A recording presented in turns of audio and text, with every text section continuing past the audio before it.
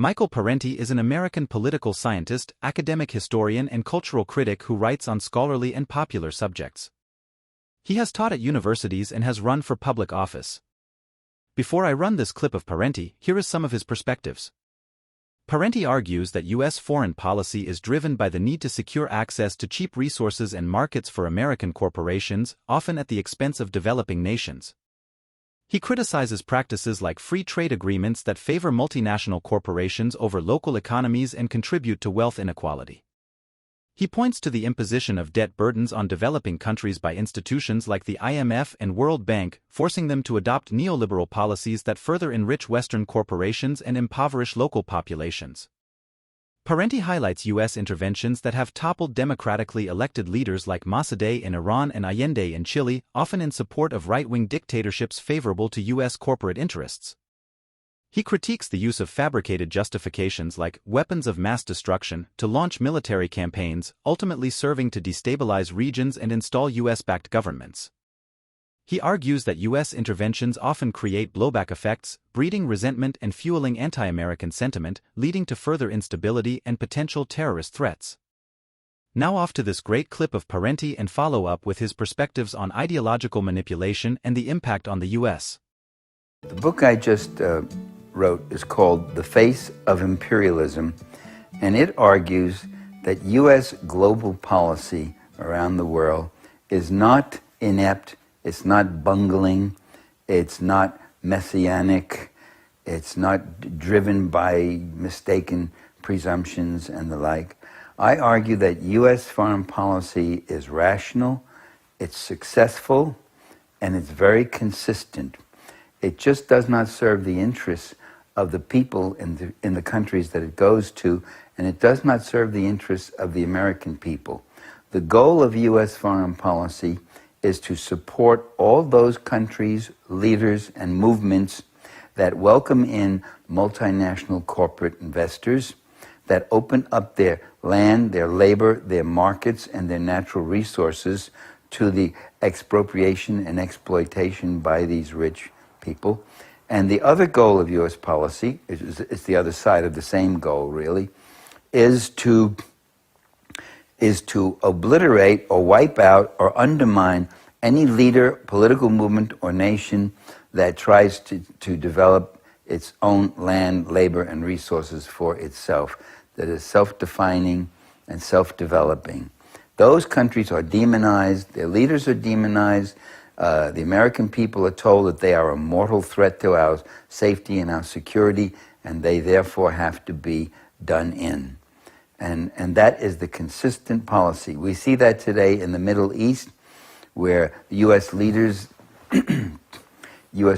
gave full support to a dictator like Mubarak, who in Egypt, who did very little for the Egyptian people, who accumulated great wealth, who brought in the IMF,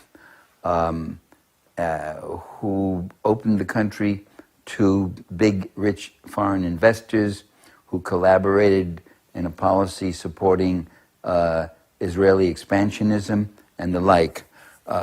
Whereas a dictator like Gaddafi did the opposite. He kicked out the oil companies, he nationalized the oil, he set up social programs for free education, housing, and medical care. He started a wondrous development of aquifer water being shipped up from the southern parts of Libya up to the population areas to be used for the populations and for agriculture, tapping into about 1,000 years of water. He refused to have the IMF come in and the foreign banks and all. Now, after 30 years of rule, he got very frightened when he saw the terrible destruction affected upon Iraq. So Gaddafi started making concessions. He did SAPs, which are structural adjustment programs, which means cut back in human services for the people. But still, much of Libya was still in this kind of socialist program. He brought in some oil companies and consortiums, but he still was not throwing the country completely wide open.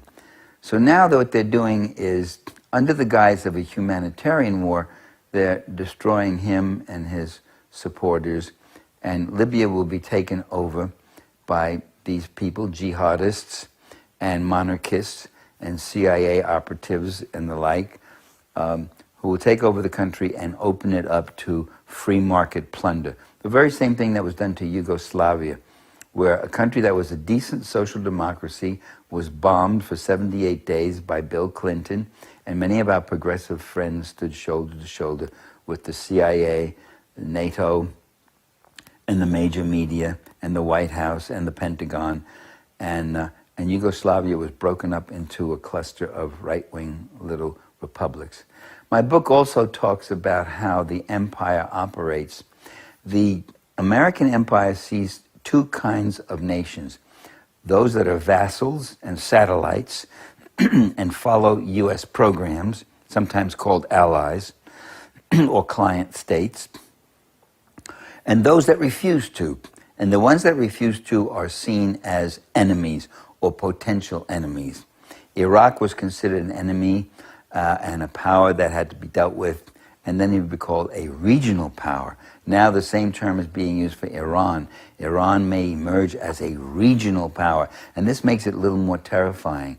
They may have nuclear power at their command. So once you frighten the American public, once you demonize the leaders of these countries, then you have license to bomb their people and bomb their infrastructures and destroy their countries. And this is what we're getting. So there are these satellite countries, and then there are the countries that try to chart an independent course, getting out from under this global empire and trying to use their land, labor, resources, and capital in ways that are serviceable to their own people. Those countries are potential enemies, especially if they're such a size like Russia, India, or China, especially China. We saw Hillary Clinton get up before a congressional committee and say, the U.S. is losing the information war. I didn't know it was a war. I thought information was something to enlighten people, not to capture them and envelop them, you know, and indoctrinate them with. And she starts talking that there's Russia Today and France 24 and Al Jazeera and now, and then she said, almost shrill, she said, and China is building a global news network in English. And I'm saying, that will be interesting. We'll get another perspective. We'll get coverage of all sorts of stories that were not covered before. We'll have another viewpoint from which to play against the ones that we've been fed since the beginning. But she sees it as a threat. So there's what the empire is about. It's about controlling people everywhere in the world, at home and abroad, giving them as little as possible so that the few at the top will get as rich as possible. The hungrier you are, the poorer you are, the harder you will work for less and less. And so that's what the world is all about, unfortunately. And for you to think that our leaders are stupid, for you to think that the people who own this world, the people who have built hundreds and hundreds of military bases and controlling and getting people to kill other people to advance and protect the interests of this top elite, if you think these people are stupid, you're being a bit stupid.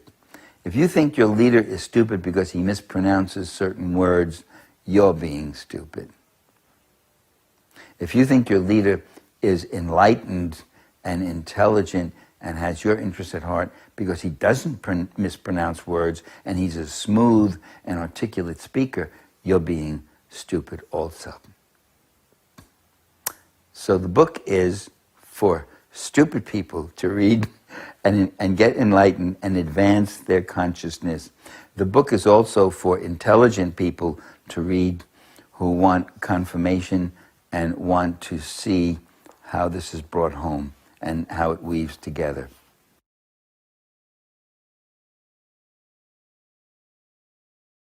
Parenti criticizes the role of mainstream media in portraying U.S. interventions as humanitarian missions while demonizing targeted countries and their leaders. He argues this helps to manufacture public consent for wars and maintain American hegemony. He exposes the hypocrisy of U.S. foreign policy, often condemning the actions of other countries while engaging in similar practices itself, such as supporting authoritarian regimes and violating international law. Parenti argues that the pursuit of imperial power abroad leads to the erosion of civil liberties at home, increased militarization of society, and a rise in surveillance and police brutality. He connects the costs of maintaining an empire to the decline of domestic infrastructure, education, and healthcare, contributing to growing inequality and social decay in the U.S. I hope you like the video and give the channel a subscribe. Take care and bye-bye.